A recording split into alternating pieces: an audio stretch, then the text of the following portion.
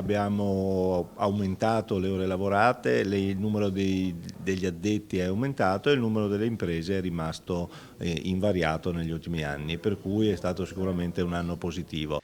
Il superbonus ha fatto il suo dovere. Con oltre 7 milioni e 300 mila ore lavorate tra ottobre 2021 e settembre 2022, persino più del periodo immediatamente precedente al Covid, l'edilizia nel veneziano continua a crescere e a godere di ottima salute e anche di buone prospettive, secondo il presidente veneziano dell'Associazione Nazionale Costruttori Edili, Giovanni Salmistrati. Il prossimo anno credo di poter dire che sarà altrettanto positivo, perché oltre al settore privato sicuramente ci sarà una spinta importante da parte del settore pubblico con tutti gli investimenti previsti nel PNRR.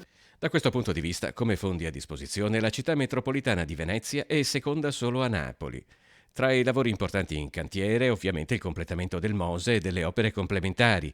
Qui i finanziamenti ci sono, ma pesa lo spettro dell'aumento delle materie prime. I lavori da eseguire sono circa 700-800 mila euro, l'importo dei lavori, i prezzi sono aumentati di circa un 30%, per cui il conto è abbastanza facile da fare, serviranno altri 200-300 milioni. C'è poi un'altra difficoltà all'orizzonte. In edilizia si fatica a trovare personale. Si fa fatica a trovarli sia gli operai sia i tecnici, siamo in un momento di grande difficoltà proprio perché c'è molto lavoro e ci sarebbe necessità di forza lavoro.